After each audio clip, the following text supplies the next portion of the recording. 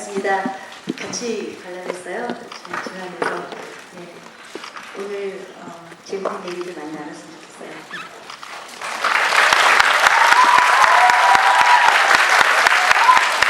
네, 안녕하세요. 13년 전에 이 영화를 만들었던 최동훈입니다.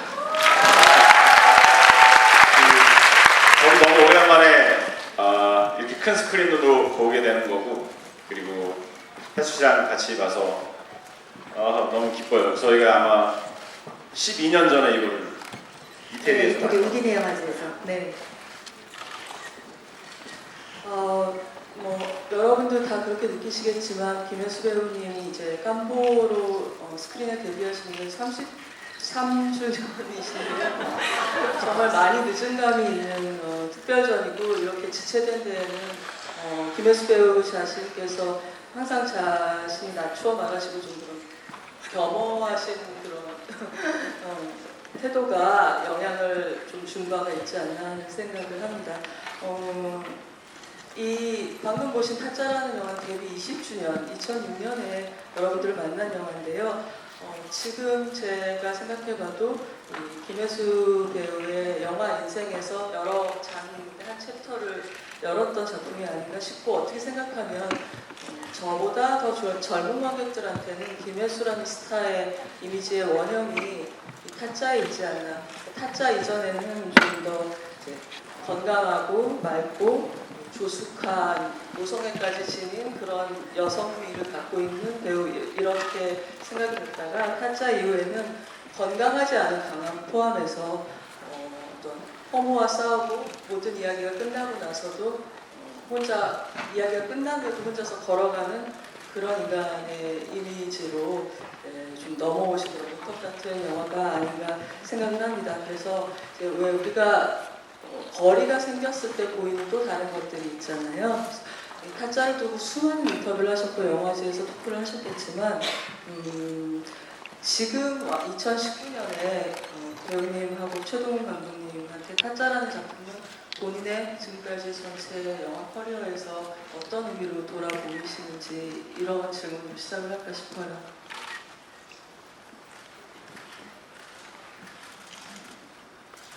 저는 아직도 타짜를 못 벗어나고 있는 것 같아요. 암살을 찍을 때 이제 암살이 저의 가장 대표작이 됐으면 좋겠습니다. 그러면 사람들이 와 이러고 나와서 타짜 너무 잘 봤어요. 근데 타짜는 제가 지금 보니까 굉장히 거칠기도 하면서 영화가 시종일관 아주 바쁘게 돌아가는, 그러니까 30대에 딱 저의 성격이 영화에 드러나 있는 것 같아서 나는 저런 인간이었구나, 그런 걸 보게 돼서 너무 기뻤고요. 그리고 타짜를 찍고 결혼을 했기 때문에 마치 총각 시절의 마지막 인 것 같기도 하고, 이 영화 덕분에 또 결혼을 할 수 있게 됐다는 그런 고마운 영화이기도 합니다. 네. 저는 사실은 타짜라는 영화 작품을 규정하고 싶지 않은 마음이 있었던 것 같아요. 왜 그런지는 잘 모르겠어요. 근데 오늘 알았어요. 정말 우리 12년 만에 봤어요. 12년 만에 스크린으로 타짜를 보면서 저는 이 영화를 뛰어넘을 수 없다, 이런 감정을 뛰어넘고 싶지 않아요. 그게 굉장히 정직한 감정인 것 같아요. 뭐냐면 타짜라는 작품이 사실은 저에게는 굳이 이유를 대라면 정말 너무나 많은 이유를 댈 수 있을 정도로 특별한 의미가 있는 작품이기도 했어요. 타짜가 없다면 제가 아마 이 자리에서 여러분들하고 이렇게 영화에 관해서 얘기할 수 있는 이런 자리를 가질 수 있는 배우가 배우일 수 있을까라는 생각을 하면 잘 모르겠어요. 근데 개인적으로 제가 가장 좋아하는 영화의 장르이기도 하고, 영화를 보고 나서 감독님한테 아까 잠깐 얘기를 했었는데 심장이 막 뛰어요. 근데 저는 이런 게 너무 좋은 것 같아요. 그러니까 저한테는 이런 게 영화거든요. 그걸 다시 한번 이렇게 환기시켜줘서 약간 사실 조금 또 이렇게 흥분되는 느낌? 제가 출연하지 않아도 아마 그렇게 느꼈을 수 있어요. 근데 그런 영화에 제가 출연했다니 뭐 이런 게 있는 거죠. 배우로서도 그리고 제 일을 제가 제대로 이해하고 받아들이는데도 굉장히 큰 영향을 미쳤고, 그리고 제가 제 일을 좀 더 진짜로 사랑할 수 있게 해줬던 그런 계기가 됐던 작품이기도 하고, 영화라는 게 협업인데 그걸 분명히 저도 머릿속으로는 알고 있었는데 협업이라는 게 어떤 건지, 진짜 협업이 뭔지, 나 혼자가 아니라 우리가 같이 해낸다라는 걸 매 순간 체득하면서 경험했던 작품인 것 같아요. 그래서 다시 한번 이렇게 가슴이 뛰면서 제 목소리가 떨릴 정도로 흥분을 하게 되는 이런 감정도 들고, 이런 감정을 느낄 수 있는 자리를 여러분과 함께 하는 것도 좀 감격스럽네요. 특별전이라는 걸 준비하면서 사실은 나의 지나온 시간들을 좀 되짚어봐야지, 이런 기회가 참 감사하다라는 생각을 했지만, 어제 개막식, 오늘 이제 하루가 지난 날인데 굉장히 강력하게 느껴지는 것 같아요. 그리고 부천 국제 판타스틱 영화제에서 어찌 보면 제 특별전의 어떤 작품보다 가장 잘 어울리는 적합한 그런 작품이 아닌가 하는 느낌이 들어요. 장르적인 쾌감을 온몸으로 느낄 수가 있고, 캐릭터 면면이 거부할 수 없는 매혹이 있고, 저는 그런 게 너무 좋네요. 그 캐릭터를 다 만드신 분이 그래서 그러니까요. 쑥스럽게. 그래서 보면서도 사실 좀 이렇게 조용하게 봐야 되는데, 참 그런 얘기를 하는데, 감독님 저런 대사를 어떻게 썼죠? 저런 대사를 어떻게 썼지? 이런, 네. 뭔가 이제 배우로서 살아있음을 느끼게 하는 시간이 얼마나 흘렀던지 볼 때마다 그렇게 느끼게 하는 본인의 출연작이 있다는 게 굉장히 행운이라는 생각이 들고요. 그리고 제가 또 이렇게 주의를 기울이지 않을 수 없었던 점은, 주의를 기울이지 않을 수 없었던 점은 이번 이 특별전을 위해서 배우 본인께서 10편의 작품을 골라주셨는데, 그 10편 중에 타짜 이전의 작품은 첫사랑밖에 없었던 것 같더라고요. 아, 그래요? 네. 아, 그래서 그걸 의식하고 하진 않았는데, 네, 그래요? 당연히 의식하고 네. 하진 않으셨을 텐데, 그래서 어떤 그 타짜를 기점으로 본인이 자부심을 갖는 작품도 많이 늘어나지 않았나 싶고, 또 어떻게 보면은 바로 그 이듬해에 좋지 아니하가 바람 피우기 좋은 날, 네네. 또 뭐 11번째 엄마 네, 있었고, 여러 가지. 뭐 2층의 악당 뭐 이런 작품들이 네, 계속 있었죠. 11번째 엄마 이렇게 네네. 해서 뭐랄까 뭐 어떤 나에게 뭘 줄까 하는 작품보다도 이제 본인이 흥미를 갖는 시나리오에 대해서 주저하지 않고 자유롭게 작업하는 태도가 그때부터 오히려 타짜로 인해 부담을 갖기보다 좀 더 선택이 자유로워지지 않았나 하는 생각도 들었었어요. 네, 아마 그렇게 보이셨을 거예요. 실제 타짜를 기점으로 저의 작품의 어떤 다양성 같은 것들은 사실 뭐 구별이 될 정도로 뚜렷한 차이를 느낄 수가 있는데요. 그 타짜를 촬영하고, 그리고 타짜를 개봉해서 여러분과 함께 만나는 그 시간들이 뭐 제가 미리 알 수는 없었지만 저에게는 어떤 배우로서는 좀 운명적인 기점이었다는 생각도 좀 들어요.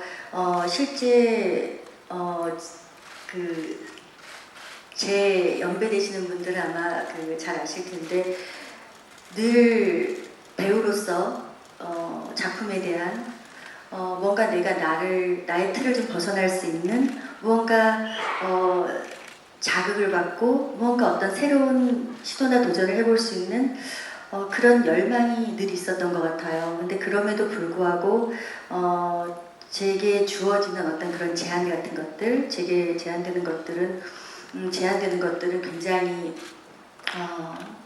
단편적이었던 것 같아요. 아주 단조로운 캐릭터들, 단조로운 형태의 작품들이 계속해서 동호반복되는 그런 느낌. 그리고 그 부분에 대해서 사실 스스로 좀 많이 지치고 자괴감 같은 비슷한 그런 감정들도 있었던 것 같아요. 왜냐하면 나를 사실은 평가하고 나와 함께 일을 해야 될 내 주변에 있는 동료들 혹은 관련 자들, 영화의 어찌 보면 내부자들, 만들어가는 사람들이 나에게 기대할 수 있는 게 무엇인지가 사실은 명백하게 제가 느낄 수 있는 그런 지점이었거든요. 그래서 실제 나와 함께 일하는, 나를 바라보는 영화인들이 내게 기대하는 것들은 정말 이렇게 단조로운 거구나. 그렇다면 나의 가능성은 정말 고작 그것뿐인가? 이런 사실 어려서 했던 고민이기도 하고 당연했던 고민이기도 한데 그런 고민과 그런 어떤 일단 배우로서의 컴플렉스 같은 이런 것들을 사실 좀 짧지 않은 기간 동안 지속적으로 느껴왔던 때였던 것 같아요. 근데 타짜라는 작품을 사실 프로포즈 받고 책을 읽었을 때 사실 뭐라 그럴까 저는 도박을 전혀 몰랐어요. 실제 여기서 평경장으로 출연하신 저 영화에서 평경장으로 출연하신 백윤식 선생님 빼고 아무도 화투를 하는 사람이 없었어요. 조승우 씨 같은 경우는 손에 물집이 잡힐 정도로 연습을 하셨고요. 근데 그런 걸 전혀 모르고 시나리오를 봤는데도 너무 잘 읽히는 거예요. 잘 읽히고 뭔가 모르지만 이건 그냥 화투 얘기는 아닌 것 같아. 도박 얘기하자는 건 아닌 것 같아. 그렇게 시작을 했어요. 그리고 보면서도 아까 느꼈던 게 사실 내가 정마담을 연기할 때 내가 저렇게까지 알고 한 건 아닌데 다 알고 한 게 아니었는데 그리고 어떤 부분에서는 내가 안다고 느꼈지만 다시 보니 거기까지가 아니었던 것 같아요. 그럼에도 불구하고 영화 속에서 정마담은 사실 제가 다시 봐도 좀 놀라운 면이 있어요. 그게 제가 연기를 잘했다라는 게 아니라 영화 속에서 캐릭터의 기능 이런 것들에 대해서 제가 좀 다시 한번 생각을 해보게 되는 거죠. 그리고 실제 타짜라는 작품은 저한테 굉장히 알고 있음에도 새롭게 뭔가를 이렇게 깨닫게 해주는, 새롭게 느끼게 해주는, 어찌 보면 제대로 알게 된, 아니면 나만의 뭔가를 진짜 느끼게 된 그런 경험을 참 많이 했는데요. 저하고 너무나 가까운 그 지인이 영화를 보고 나서 저한테 막 전화를 하려고 했대요. 전화번호를 막 찾는데 전화번호를 찾을 수가 없더래요. 참 조금 있다 보니까 해수를 찾고 있는 게 아니라 정마담으로 찾고 있었대요.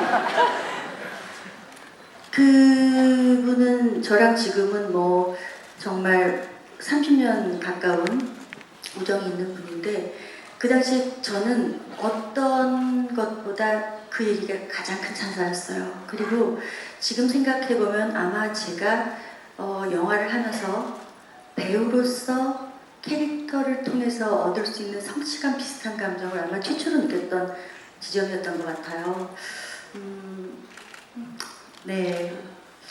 지금 말씀 들어보니까 이제 항상 그 타짜 이전에 대중이나 시장이 업계가 배우 김혜수한테 요구하는 것과 배우로서 오래 일하기 위해서 내가 하고 싶은 것 사이에 간극 때문에 긴 괴로움의 시기가 있었다가 타짜로 인해서 어떤 돌파구를 보신 것 한 가지와 그리고 이제 캐릭터로서 전 사실 그걸 보지 못했던 것 같아요. 당시 그런데 돌파구가 될 수 있는 어찌 보면 엄청난 찬스를 주신 거고 네. 그게 배우로서 저에게는 대내외적으로 매우 중요한 터닝 포인트가 됐던 것은 너무나 명백한 것 같아요.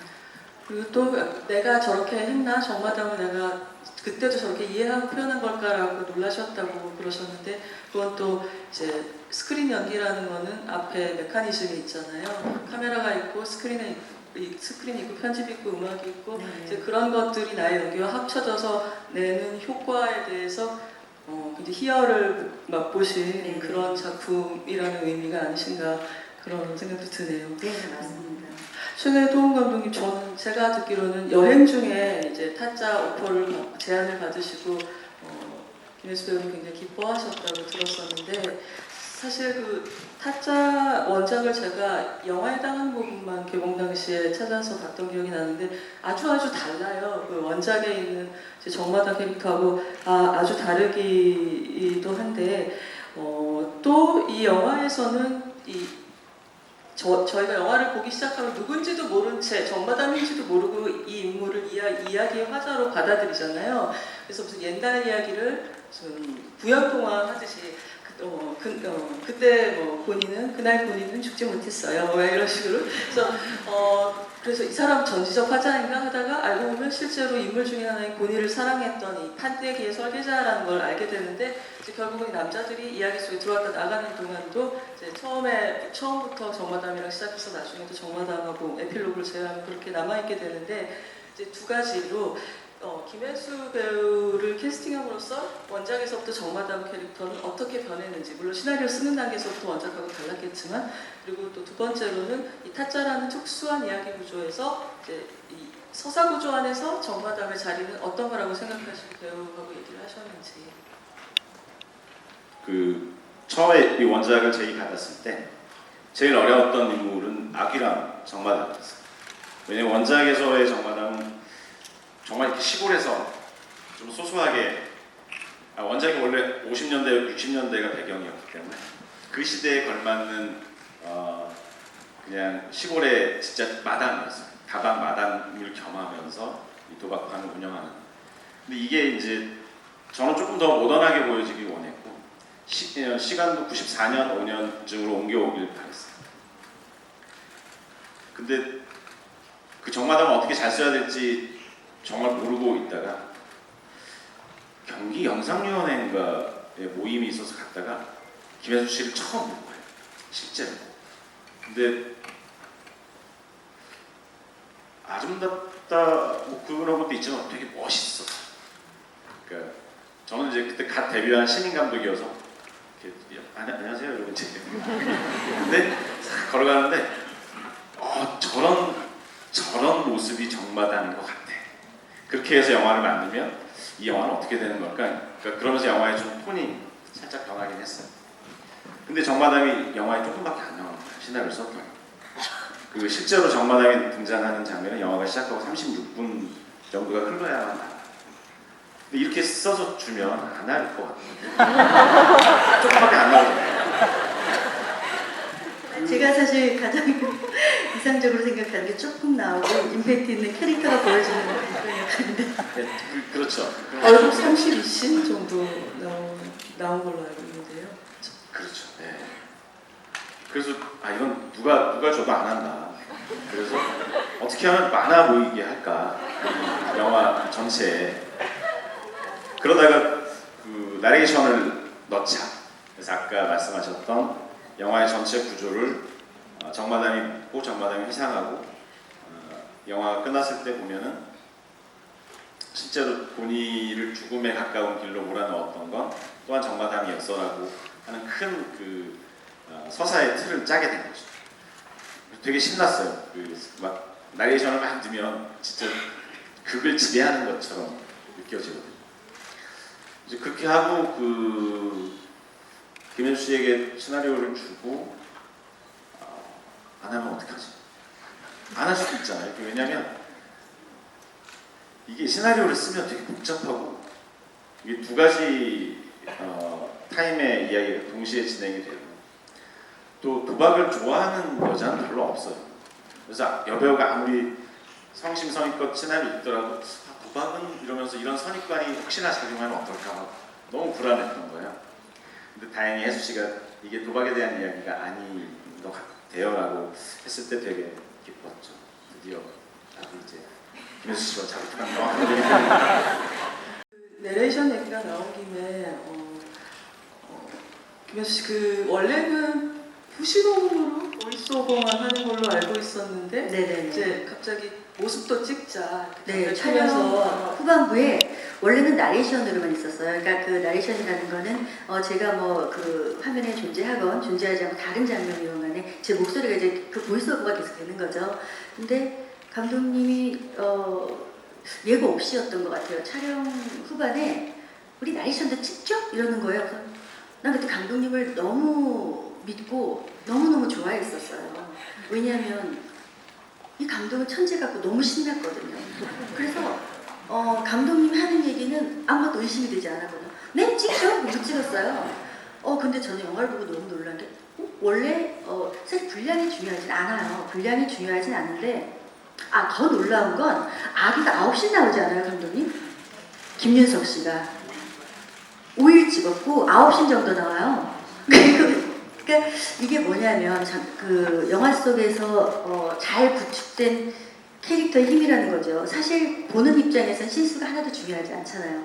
어떠한 캐릭터로 그 잔상이 남느냐인데 정마담의 나레이션을 찍고 나중에 이제 영화 전면에 이 정마담의 모습이 삽입이 되는 걸 보니까 저도 그런 생각이 정마담이 이런 여자였구나. 그러니까 훨씬 더 입체적으로 존재하지 않지만 존재하는 굉장히 특별한 경험을 하게 됐었죠. 이쯤에서 사실을 확인해 볼까요? 감독님 그게 이제 배우가 미리 준비하는 것보다 그냥 이제 모습을 바로 준비 없이 대사 안 외워오고 그러고 찍는 게 더 효과적일 것 같아서 최영환 촬영 감독님하고는 미리 말씀이 있으셨던 건지 아니면 진짜 즉흥적으로 목소리만 넣지 말고 이미지도 넣자 이렇게 생각을 하시는가요? 그 나레이션을 찍은 거는 저거는 이제 세트를 만들어야 되니까 그 어느 병원에 일종의 영안실 옆에 있는 의자 같은 데니까 이게 이제 계속 제작비 생각을 하는 거죠. 다들 돈이 있을까? 두 면만 사이더스 사무실에다 만들어가지고 사이더스 사무실에다가 스테인레스로 이렇게 해가지고 그냥 아주 간략하게 꽃만 갖다 놓고 찍은 거거든요. 근데 이제 저게 없으면 이 영화가 성립이 안 돼요. 목소리만 나오는 건 그렇게 힘이 강하지 않은 거예요. 그러니까 찍다 보면 어느 바보라도 다 느껴요. 이렇게 이걸 찍어야 되겠구나. 근데 아까 영화를 보다가 김혜수 씨 특별전에 다른 배우 얘기를 해서 죄송합니다. 아니요, 괜찮아요. 아까 그 중국집, 그러니까 중국 요리집에서 유해진 씨가 그 본인 우리 배우잖아요. 뭘 다른 배우가 아니라. 본인이 거기 있었어요. 얘기하는 게 있어요. 그런 거는 실제로 그날 아침에 시나리오를 써가지고 이렇게 해주세요. 긴 대사를. 1분 30초 안에 해주시면 됩니다. 그러니까 누나를 만나서 떠벌떠벌하면서 자, 이 영화 후반에 가면 이제 고니의 동력이 평경장을 죽인 자를 찾아서 이제 죄값을 돌려주는 동기가 굉장히 큰 건데 이제 내내 악귀인 줄 알았었는데 이제 정작 정마담이었잖아요. 근데 왜 정마담이 왜 그랬는지 동기는 굉장히 뭐랄까 영화가 배우를 마치 믿듯이 극 중에서 설명이 자세히 되지 않아요. 그러니까 그냥 그 사람 때문에 내가 이 판에 들어왔지 그 대사 정도인데요. 그래서 저는 그런 생각을 다시 보면서 하게 되더라고요. 이 평경장이라는 사람이 남자 타짜들한테 남자 도박하는 네로라는 사람들한테는 굉장히 존경받는 고수지만 이 이름도 우리는 모르는 성만 아는 정마담이라는 여성 캐릭터한테는 어떤 사람인지 알 수가 없다는 생각이 들었어요. 근데 그건 굉장히 이 영화의 근본적인 사건을 만들었지만 동기는 안 밝혀진 부분이잖아요. 그래서 혹시 백스토리가 있는지 감독님하고 배우님이 이제 그러니까 저는 이를테면 이 영화 사실 타짜 2가 나온다면 가장 적합한 스토리는 평경장과 정마담의 외전 같은 거였을 거라고 생각을 하는 거죠. 그래서 우리한테 들려주지 않으셨지만 혹시 두 분 간에 둘이 어떤 일이 있었을 것이다 원작과 무관하게 이게 대화를 하신 적이 있나요? 무슨 얘기 했었어요? 나 잘 생각 안 나거든요. 네, 나중에 재밌는 얘기 제가 시나리오 쓰는데 이게 안 써지는 거예요. 왜 죽였는지. 잠깐 설명을 해야 되잖아요. 너무 하시는 끝까지는 막 생각했죠. 그런데 문제는 그게 후반으로 가고 있는데 아, 갑자기 둘의 관계를 구구절절히 얘기한다면 그거는 아마 드라마가 취해야 될 행동이 아니기 때문에 설명을 아주 간략하게 하길 바랬어요. 대사 한마디 두 마디. 근데 또 든 생각은 그래서 저 대사를 쓴 거죠. 어쩌면 평경장이 정마담에 대한 뭐 아주 사적인 야욕이나 뭐 아니면 이용해 먹기 위해서 아니면 원래 가지고 있던 돈을 따서 본인과 똑같은 방식으로 들어왔겠지라고 생각을 했는데 제가 혜수 씨한테 얘기를 했어요. 이유가 없다. 이유를 설명하지 않는 게 더 좋을 것 같아요. 그랬더니 혜수 씨가 전혀 설명하지 않아도 된다니까. 그래서 얘기 안 하고 너구리 아저씨가 왜 이러면 그냥 가만히 있어. 내가 너한테 이런까지 설명해야 되니? 그런 느낌만 묻어나면 저는 사람들이 조금이나마 알 수 있거나 아니면 추측하는 재미로 볼 수 있다고 생각했죠. 저는 그랬던 것 같아요. 사실 정말 짧은 단서 하나. 평경장 때문에 내가 이 길에 들었었어 이런 대사를 하나 하잖아요. 근데 저한테는 그게 굉장히 중요하고 핵심적인 단서, 근거가 됐던 굉장히 힘있는 말이었던 것 같아요. 제가 그때 생각했던 정마담은 세속적인 욕망이 너무나 강하고 그리고 사실은 어찌 보면은 그 거칠고 잔혹한 그런 남성들의 돈의 세계에서 너무나 느슨느슨하게 전면에서 혹은 드러나지 않게 모든 것들을 주무르는 그런 여자잖아요. 그런데 이 여자가 어찌 보면은 원하는 것, 세속적인 욕망을 채울 수 있는 모든 것들이 갖춰져 있는데 왜 굳이 그렇게 했을까? 혹시 이것도 어떻게 보면 고니에 대한 무언가 뭐 이런 마음인가? 고니를 너무 사랑해서 고니를 이 지경까지 오게 한 평경장에 대한 근데 그거는 사실은 뭐 가능성이 전혀 없다고 할 수는 없지만 사실 그거는 선뜻 마음이 동하지는 않는 약간 억지 같은 느낌이 있었거든요. 그래서 이 여자가 내가 평경장 때문에 내가 이 길에 들어섰어 라는 게 저는 사실은 평경장 때문에 내 인생이 이렇게 망가졌어, 내 인생이 조졌어, 이런 어떤 정말 한방 같은 그런 느낌이 있었던 것 같아요. 그리고 그걸 굳이 설명하지 않는 것이 더 뭐랄까 정마담을 드러내지 않지만 사실 제가 그 부분에 대해서도 확신이 없이 전혀 아무것도 없이 한 게 아니었기 때문에 우리 영화에서는 그 태도가 훨씬 더 맞다는 생각이 들었어요. 설명적이고 이런 건 우리 영화에 안 맞다고 생각을 했기 때문에. 그런데 사실 그리고 나서 우리 타짜 개봉한 지 감독이 10년 후에 제가 감독한테 전화한 적 있잖아요. 이게 너무 재밌는 얘기인데 우리 영화에서 정마담 그러면 지금까지도 많은 분들 특히 어르신들은 제가 이대 나온 줄 알거든요. 나 이대 나온 여자라는 대사가 있잖아요. 근데 저는 동국대인 거. 네, 동국대입니다. 근데 굉장히 세속적인 욕망으로 가득한 여자라는 생각을 했어요. 그래서 유혹적으로 그 유혹에 이끌려서 이 판에 들어오게 됐고, 그리고 자기가 이미 발을 빼고 싶은 상황이 됐을 때는 어쩔 수도 없고 나의 살아가는 모든 수단과 삶을 받아들이는 어떤 그런 방식이 마치 그 도박판 같이 되어져 버렸고 후회하기엔 이미 늦었고 뭐 이런 것들이라고 생각을 했는데, 저는 사실은 이런 세속적인 욕망의 캐릭터였기 때문에 나 이대 나온 여자라는 대사가 어찌 보면 왜 우리나라 사람들이 드러내지 않지만 사실 마음속으로 많이 품고 있는 어떤 학벌에 대한 욕망, 과시 이런 것들까지 이렇게 차용하는 그런 대사라고 생각을 했어요. 그런데 이제 저 아는 언니가 사실 그 영화 보고 혜수야 내가 정마담 돈을 찾겠던 거야 라고 했던 그 언니가 어느 날 저한테 전화해서 혜수야 지금 내가 지인분들이랑 이렇게 모임을 하고 있는데 여기서 지금 내기가 생겼어. 정마담이 진짜 이들 나온 거야 안 나온 거야? 라고 물어보는데 제가 안 나왔지. 그거는 그냥 정마담의 어떤 그런 세속적인 허영을 대변하는 대사야 언니. 그래서 왜냐면 우리가 다 뭔가 마음은 움찔하면서도 그런 욕망들을 한 번쯤은 느꼈기 때문에 그 대사를 열광한 거 아니야? 뭐 이렇게 얘기를 했었어요. 근데 언니가 그래? 근데 이게 의견이 반반이래요. 그래서 그래 언니 근데 감독님한테 한번 확인하고 다시 전화해서 끄는 거예요. 그래서 정말 감독님한테 너무 오래간만에 전화를 해서 저는 거기에 대해서 믿어 의심치도 않아서 감독님한테 단 한 번도 감독님 실제 정마담 이대를 남보야 안 하고 물어본 적이 없어요. 왜냐면 혼자 그냥 그렇게 생각을 했으니까.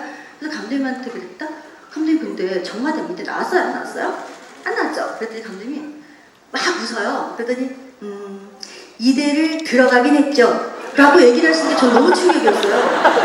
왜냐면 난 그 부분에 있어서는 믿어 의심치 않고 이게 이 캐릭터를 어찌 보면 반영하는 대사라고 생각을 했는데 그런데 사실 어찌 보면 이 포인트에서 그런 것들이 생기는 거죠. 이게 그러니까 이런 게 어찌 보면 너무나 큰 묘미인데 굉장히 사연이 네네. 근데 정마담이 실제 이대에 들어가서 졸업을 했는지 아닌지는 알 수 없어요라는 얘기를 하셨거든요. 실제 이대를 들어갔던 여자 어느 정도의 지적인 욕망을 충족시킬 만한 자격이 있었던 여자가 시골 도박판을 주무르는 여자가 된 거예요. 도박판을 장악한다고 해서 그 여자가 어떤 삶의 뭐 기쁨을 느꼈을까요? 만약에 그렇다면 평경장이 나를 이 삶으로 이끌었어라는 대사가 달라지는 거죠, 톤이. 그래서 저는 어찌 보면 너무 이렇게 그 당시에는 이런 거야, 이런 거겠지? 난 이걸 반드시 표현해야지라고 했지만 저도 모르게 더 이렇게 깊게 들어가지 못한 면도 있고 그랬던 것 같아요. 근데 감독님이 그때 그런 얘기도 마지막으로 하셨어요. 근데 혜수 씨, 정마담이 이대에 진짜 들어갔는지 안 들어갔는지는 사실 중요하지 않아요. 라고 하셨거든요. 근데 그게 제가 캐릭터에 대해서 잘못 해석한 것들을 부끄러워하지 마라는 의미로 들리는 게 아니라 이게 영화고 그리고 네가 받아들이고 해석한 캐릭터가 결국은 정마담이야라는 의미로 받아들여졌어요. 전 감독님 그래서 그것도 사실 저는 참 좋았거든요. 그 당시에 진짜 충격이었어요. 정마담 이대를 들어갔다고? 정마담 이대 입학해. 진짜 이대 정말 나오신 분들에게 너무 죄송한데 그냥 하바드 나온 사람이야 뭐라고 얘기하는 그런 사실 느낌. 지금까지도 어떤 그런 학벌, 학교 뭐 이런 것들과 관련된 이슈들이 있잖아요. 그리고 이 자리에서 꼭 이렇게 할 얘기, 아름다운 얘기가 아닙니다만, 저도 사실은 그 대학원 졸업 논문의 그 문제가 크게 이슈가 됐었고, 저도 그 당시에 그런 부분에 대해서 그렇게까지 어떤 도덕적인 기준을 적용하지 않고 이렇게 넘어갔던 것들이 사실은 엄청나게 큰 잘못인 거잖아요. 그러니까 이게 저는 사실 어찌 보면 그냥 인간으로서 살아가는 우리의 허를 깊이 찌르는 그런 대사인 것 같아요. 네. 그 통화 끝에 감독님 말씀에서 이해하신 바는 진짜 캐릭터의 저작권은 감독이나 작가만큼이나 배우한테도 있다는 얘기를 하신 게 아닌가 싶고요. 그런 훌륭한 말씀을 하셨어요.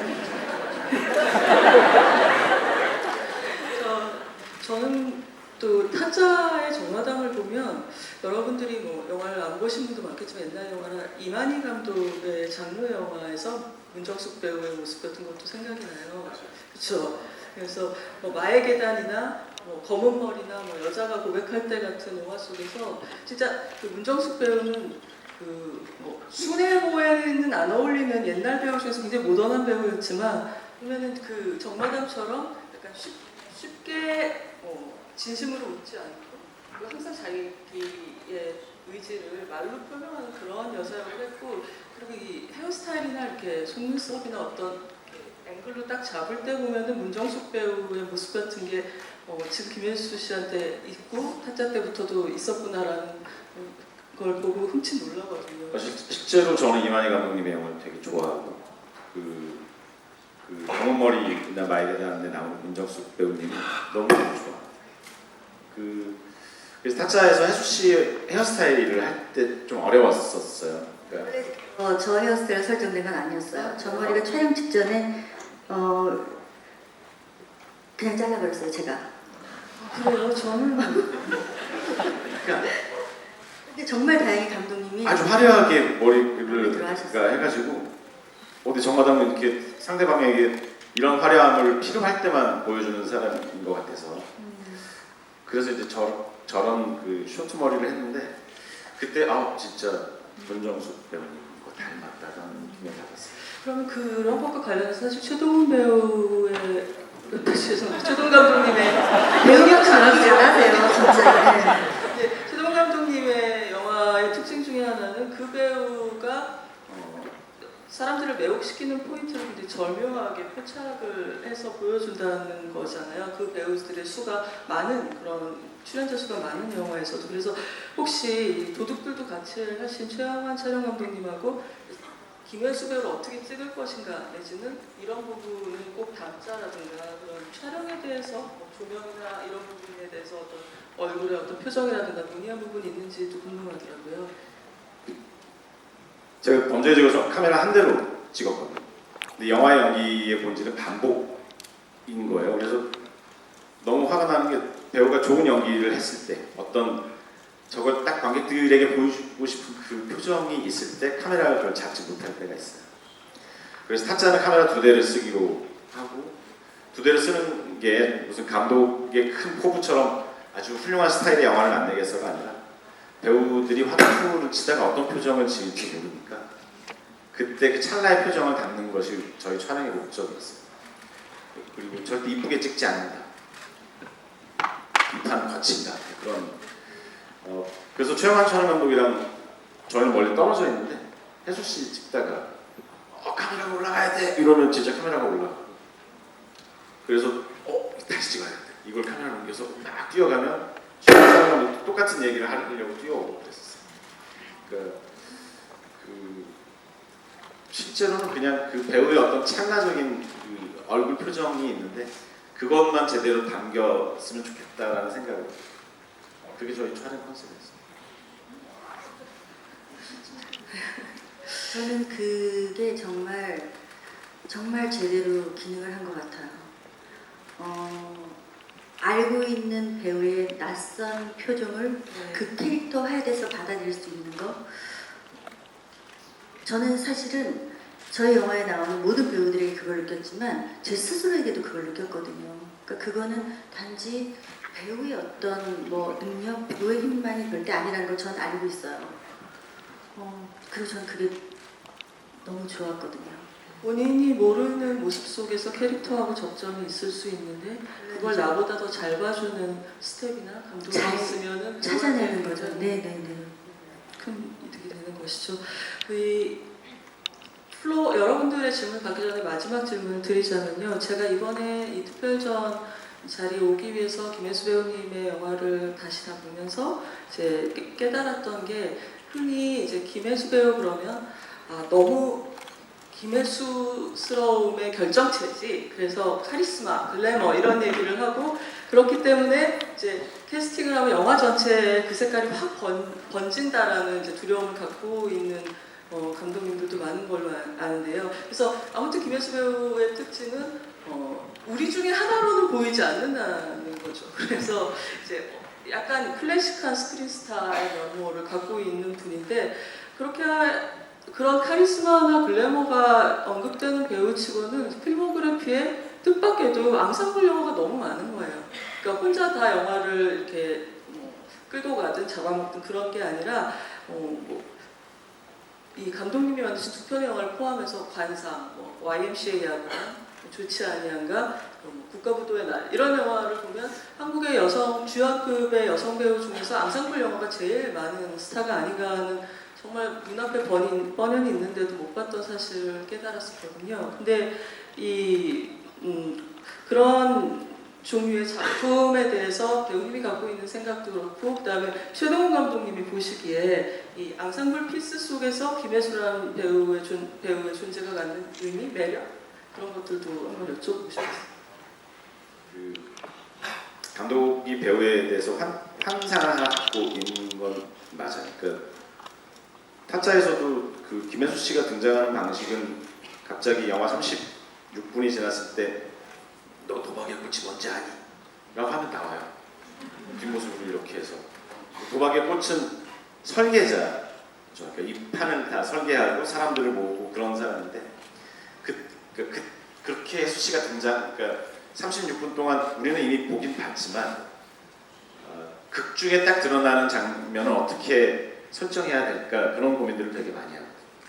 근데 도둑들에서도 감옥에서 나와요. 그리고 되게 이상하고 남과 별로 소통을 하지 않는, 뭐 이렇게 하려고 노력하지 않는 사람처럼 나와요. 그리고는 마카오에 그 홍콩에 갔는데 갑자기 정대 씨가 문을 딱 열면 거기 이렇게 딱 앉아서 오지 말아야 될 사람인데 따라오는 거예요. 그러니까 저는 그 혜수 씨가 등장하고 퇴장할 때의 그 관객들에게 주는 놀라운 기대감 이런 것들을 혼자 머릿속에서 딱 상상하면서 그런 거에 대한 환상들을 막 키워갔던 것 같아요. 타짜나 그 도둑들에서. 그러니까 물론 혜수 씨가 약간 리얼한 연기를 하는 걸 또 보고 싶긴 해요. 그러니까 저는 그것도 뭐 그 이런 장르적인 것만큼 되게 잘 해낼 거라고 생각하는데 그런데 어떤 리얼이냐는 이제 감독이 고민을 해야죠. 어떠세요? 이런 앙상블 시나리오를 받았을 때의 어떤 눈여겨 보시는 부분과 네. 정말 원톱 그런 시나리오를 보실 때 그냥 어떤 기분이에요? 근데 저는 사실은 뭐 이제 뭐 20대 때는 뭐 이렇게 주로 로맨틱 코미디 이런 것들도 많이 했었어요. 근데 지금 이제 그런 말씀을 해주시니까 아 정말 그렇네. 앙상블 영화를 많이 했었네. 내가 그런 걸 좋아했나 이런 생각을 하는데 실제 작품을 접할 땐 앙상블이다 원톱이다 뭐 투톱이다가 거기에 대해서 사실 아무 생각이 없어요. 그냥 책을 보는 거죠. 이 책이 나에게 어떤 식으로 매력을 주냐. 그리고 내가 해야 될 캐릭터가 나한테 개인적으로 배우로서 어떤 매력이 있냐. 전 딱 그거예요. 그러니까 그리고 실제 아까도 말씀드렸듯이 내가 하는 일, 우리의 일이라는 건 협업. 그 협업이라는 게 늘 시너지를 발휘해서 늘 어떤 뭐 완성도 있는 것들을 보장할 수 있는 건 아니지만 저는 최소한 현장에서 느끼는 우리들끼리 협업이라는 거 이런 것들 사실 정말 중요하게 생각하게 됐던 것 같아요. 앞으로도 그런 것들을 제가 의식적으로 이렇게 의도해서 선택을 하거나 오히려 좀 더 변화를 주기 위해서 그런 생각들을 개입시켜서 작품을 판단할 것 같진 않아요. 말씀을 듣다 보니까 뭐 앙상블이냐 솔로냐 이것도 그렇지만 저는 이 김혜수 배우는 한국의 장르 영화가 얼마나 발전하느냐와 매우 이렇게 본인의 커리어가 연동이 되어 있는 배우라고 생각해요. 저는 김혜수 배우님이 뭐 면전의 시그널 같은 훌륭한 드라마도 있었고 사실적인 연기도 충분히 해왔다고 생각을 하지만 또 모던보이에서 잠시 보여주셨던 뮤지컬적인 연기라든가 근데 그 멍석이 없는 거니까 이 배우가 있는데 그걸 보여줄 수 있는 기회가 좀 부족하다는 생각이 들어서 한국 장르 영화가 얼마나 외연이 커지느냐와 김혜수 배우님의 그 운동장의 크기는 같이 가지 않을까 하는 생각을 하고 약간 조바심이 나기도 하고 그렇습니다. 자, 여러분 시간이 많이 남지는 않았지만 질문을 받고 대답을 드리도록 하겠습니다.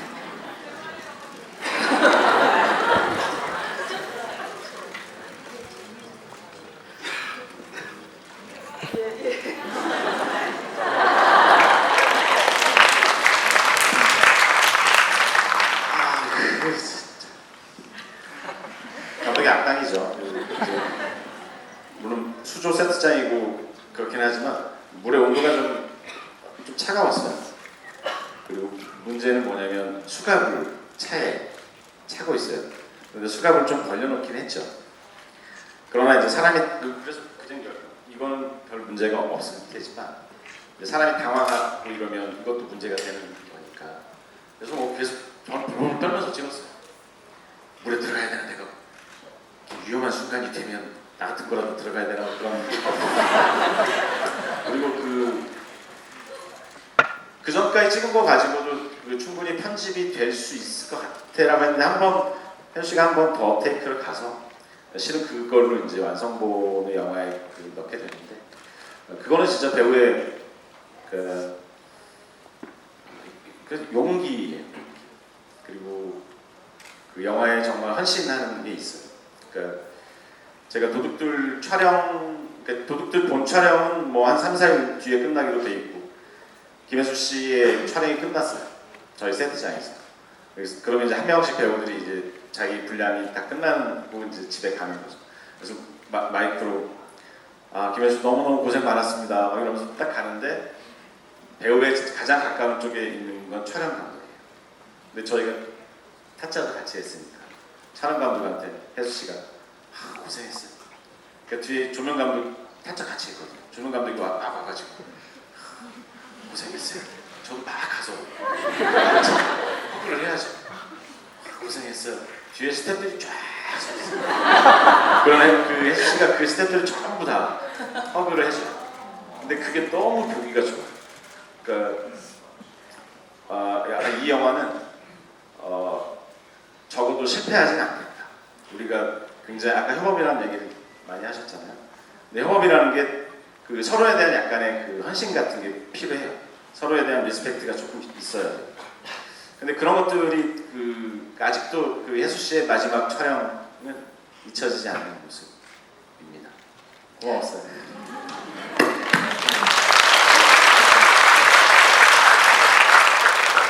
그래도 안전하게 일하셔야 돼요. 사실은 매우 안전했어요. 그러니까 이 얘기를 뭐 드릴 필요까지는 없는데 감독님도 사실 모르시는 거라서 이 자리가 끝나면 오늘 그 얘기를 드리려고 했었어요. 그때 저도 몰랐어요. 왜냐하면 제가 컨디션이 이상했거든요. 사실은 수조의 높이는 스면 머리가 물 밖으로 나와요. 물론 이제 차 전체가 물에 잠기기도 하고 수갑이라고 얘기했을 때 수갑은 벌어져 있는 상태에서 제가 손을 언제든지 뺄 수 있었고 어떠한 돌발 상황이 생긴다면 바로 그 자리에서 저를 구출할 수 있는 전문가들이 바로 제 1m 앞에 있었어요. 그런데 정말 이상했어요. 처음 겪는 거였는데 이상하게 전 물을 좋아하거든요. 물을 참 좋아하는데 물을 보는데 숨이 안 쉬어져요.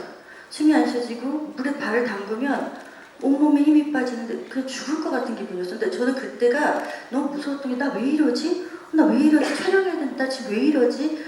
근데 실제 첫날 그래서 감독님이 첫날 한 카드가 두 카드 정도 찍고 촬영을 종료했어요. 왜냐하면 저랑 그 전에 작업을 했던 분이기 때문에 그리고 막 괜찮은 것처럼 막 이렇게 현장에서 굉장히 유쾌하게 행동하시지만 너무나 섬세하게 모든 면면을 보시는 분이거든요. 그래서 촬영을 못 마치고 왔었죠. 근데 그 다음날 다시 현장을 가야 되는데 현장을 생각만 해도 막 너무 이상한 거예요. 근데 저는 나 왜 이러지? 정말 왜 이러지? 그게 제일 컸어요. 근데 촬영하고 나중에 다른 어떤 그 계기가 있을 때 알게 됐죠. 그러니까 저는 사실은 이번 부천 국제 판타스틱 영화제에서 타짜와 함께 도둑들을 제 작품 중에 다시 한번 공연하는 작품으로 해도 전혀 손색이 없어요. 장르 영화고 그리고 관객과 호흡할 수 있는 어떤 영화적인 재미, 캐릭터들의 묘미가 있는 작품이기 때문에 그런데 제가 그 작품을 못 봤거든요. 왜냐하면 그 장면을 못 보는 거예요. 지금도 이렇게 어떤 짧은 영상 이상한 거예요. 근데 나중에 알고 보니까 그게 공황이었던 거더라고요. 근데 저는 제가 난 내가 왜 공황이 근데 그래서 감독님 그때 왜냐면 저도 그때는 몰랐어요. 제가 왜 그러는지를 몰랐고 내 컨디션이 너무 이상하고 너무 이상하고 그게 너무 이해가 안 됐거든요. 그리고 감독님도 옆에서 너무 사실 안쓰러워하면서 뭐 하나 이렇게 디렉션을 주는 것도 너무너무 조심하시고 미안해하셨어요. 그리고 모든 스태프들이 제가 한 카드 찍고 볼볼 떠는 걸 보면서 정말 너무 숨죽이고 있는데 정말 저는 그 순간이 너무 싫었거든. 나 왜 이러지 이런 거. 왜 나와요? 불. 근데 저게 원래 영화에 없어요. 시나리오에. 그 고니가 불을 붙이지 않아요. 아, 예, 돈만 들고 나가면 정마담에 가서 총을 쏴버리는 거였어요. 그래서 근데 촬영을 하다 보니까 정마담의 분노와 저 돈에 대한 애착과 저 남자에 대한 상실감 이런 것들이 막 겹쳐져서 총을 쏘는 건데 돈이 불타야 되는 필요가 있었던 거예요. 그래서 큰일 났다. 시나리오를 그렇게 쓸걸. 그래서 빨리 그 특수효과 팀을 내려오라고 하세요. 서울에서. 저 군산에서 찍었거든요. 그리고 이제 조승우 씨한테 가가지고 이렇게 불을 붙였으면 좋겠어. 그랬더니 누가 꺼요? 그래서 혜수 씨가 그러지. 감독님 혜수 누나한테 가서 일단 얘기를 해보세요. 그래서 혜수 씨한테 막 가가지고 혜수 씨 이렇게 해서 불을 붙여야 되는데 어떻게 하시겠습니까? 그랬더니 혜수 씨가 그죠 뭐. 그랬는데 저 불이 안 꺼져 아무리 해도. 그리고 협찬받아온 흰 옷은 다 타고 굉장히 비싼 디자이너의 디자인된 옷이라고 들었는데 그러니까 옆에서 소품하는 친구가 저 옷은 타면 안 되는데 반납해야 되는데 그러니까 혜수 씨가 내가 산다 그래. 그러면서 불을 끄고 옷을 태워 먹으면서 촬영을 했던 거예요. 아니, 의외로 이렇게 꼬리에 꼬리를 무는 미담 이런 거 굉장히 좋네요. 자, 이번에 사실 이 10몇 년 전에 저의 뭐 이렇게 감정이나 의식의 디테일을 정확하게 기억해낼 수는 없는 것 같아요. 근데 이제 그때도 그런 건 있었던 것 같아요. 말로는 굉장히 구체적인 난 어떤 배우가 되고 싶어가 있었던 것 같은데 실제 그런 배우가 어떻게 되는지 그런 배우가 되면 난 뭘 해야 되는지에 대한 어떠한 구체성도 없었던 것 같아요. 근데 지금은 나는 어떤 배우가 돼야지라는 구체적인 어떤 것도 없어요. 그냥 내가 하는 일은 배우다. 배우가 어떤 건지도 정확하게 사실 규정할 수 없어요. 근데 배우라는 건 그 배우라는 게 사람 인자에 아닐 빗자가 합쳐진 말이에요. 근데 나는 너무나 지금 인간적이고 내가 하는 일은 나를 뛰어넘어야만 가능한 일이라는 거. 그래서 사실 매번 그 배우라는 말에 어떤 열망을 느끼고 그러면서 또 그것들을 뛰어넘지 못하는 순간에 또 좌절하고 이런 그 본인처럼 잔잔한 파도를 늘 경험하면서 지금까지 온 것 같아요. 저 잠깐 여기 주최 프로그래머님 계신가요? 저는 대사를 아무리 이상하게 써도 그 배우가 그걸 말로 뱉는 순간 그 대사는 다 좋아진다고 생각해요. 그러니까 원작 만화에 되게 좋은 대사들이 많은데 그 대사들 중에서 그러니까 배우를 상정을 하고 쓰거든요. 그러니까 김혜수 씨가 이렇게 대사를 하면 어떨까? 근데 저는 나레이션으로 썼던 혜수 씨의 대사들이 다 좋아요. 그리고 뭐 이제 질문도 얼마 안 남았으니까 저도 혜수 씨 사랑합니다.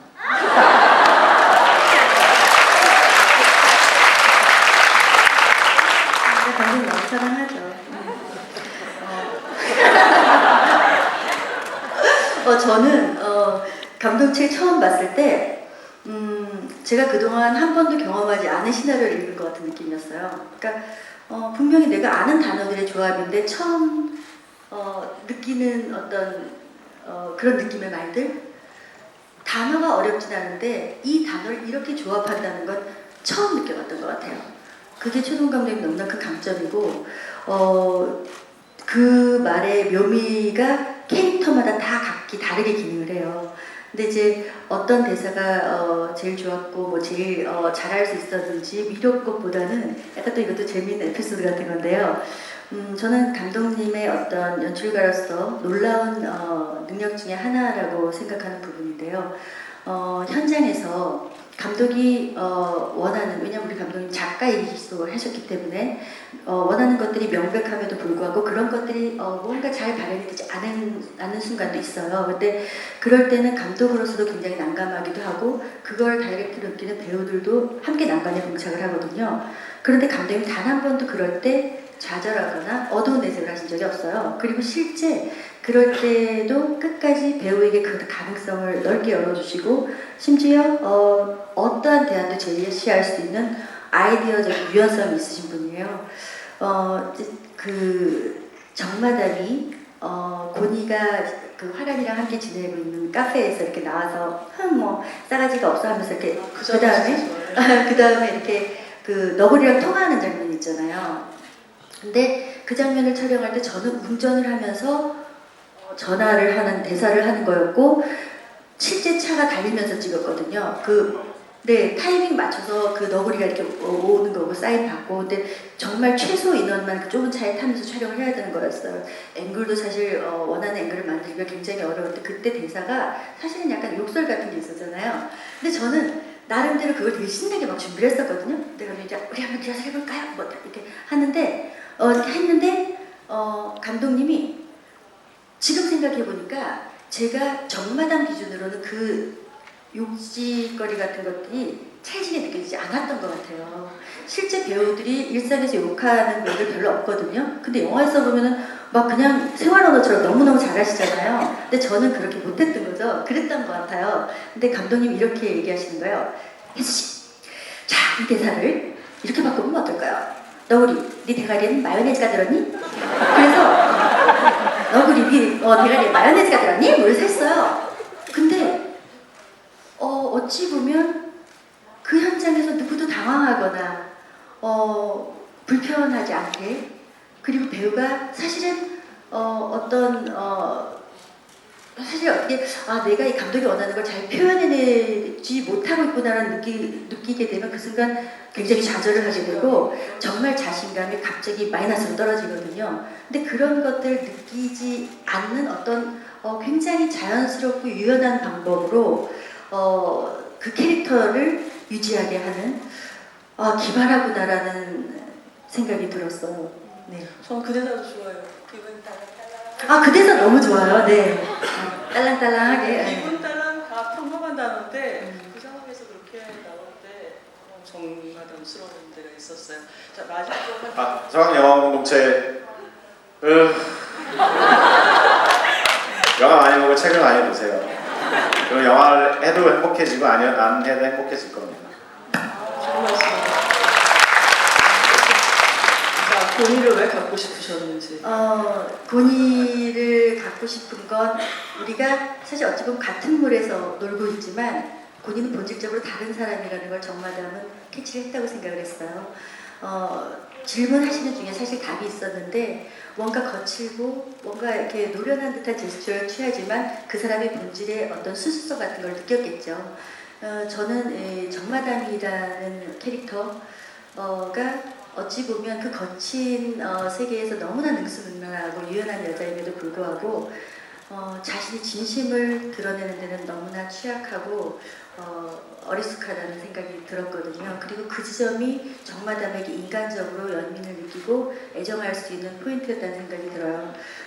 그래서 정마담에게 고니는 뭔가 지금의 내가 아닌 그 이전에 어떤 순수했던 나의 어떤 것 그리고 지금 거친 이 바닥에서 어떻게 보면 되게 그들이 얘기하는 타짜 프로의 생활을 하고 있지만 아직까지 그 본질을 버리지 않는 잃지 않는 그런 사람.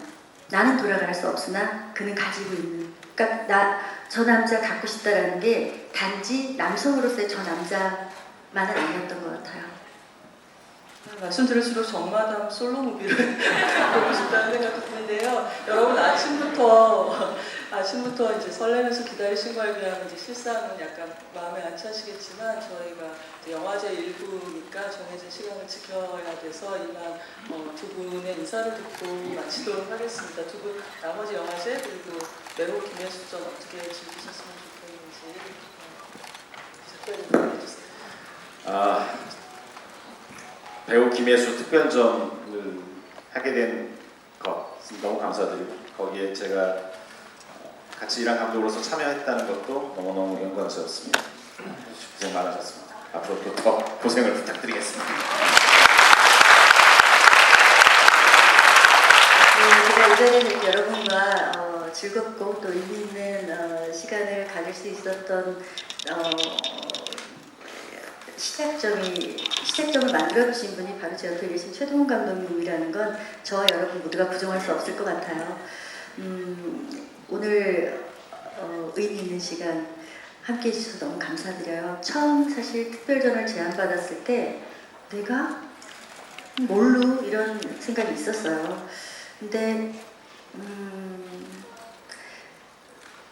부천국제 판타스틱 영화제에서 마련된 이 시간들이 제가 예상했던 것보다 훨씬 더 많이 지금 이 순간에 저에게, 그리고 배우 김혜수로서의 저에게 더 많은 의미나 여운을 줄 수 있는 시간이 될 것 같다는 생각이 오늘 정말 진심으로 드네요.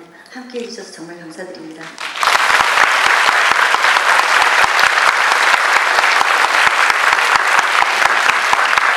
여러분, 경청해주셔서 감사합니다. 조심해서 물러나